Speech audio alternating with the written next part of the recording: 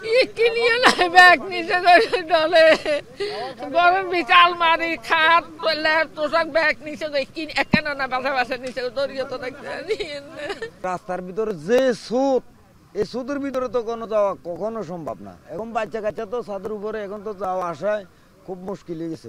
সবচেয়ে বেশি যেটা আমাদের জরুরি প্রয়োজন, আমাদের কিছু বোট প্রয়োজন, যেটা আমরা এখনো সাহায্য পাচ্ছি না।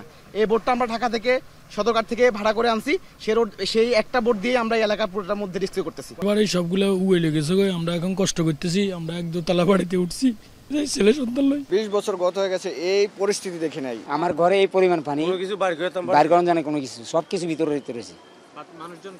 মানুষজন সব চলেছে উপরে, এবার জিনিসপত্র যা আছে সব নষ্ট হয়ে গেছে, ভিজে গেছে পানি তুলে।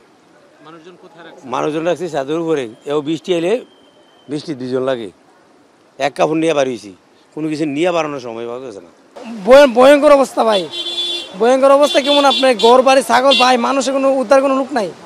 স্টুডেন্ট কজন, স্টুডেন্ট বেশি নেই, এর চেয়ে বেশি মানুষ ভাই আতঙ্ক ফেরে আছে ভাই, ঘর বাড়ি ভাই কি করবে বলার বাইরে ভাই। আপনারা গেছেন না, গেলে বলতে পারবেন এদিকে কি অবস্থা।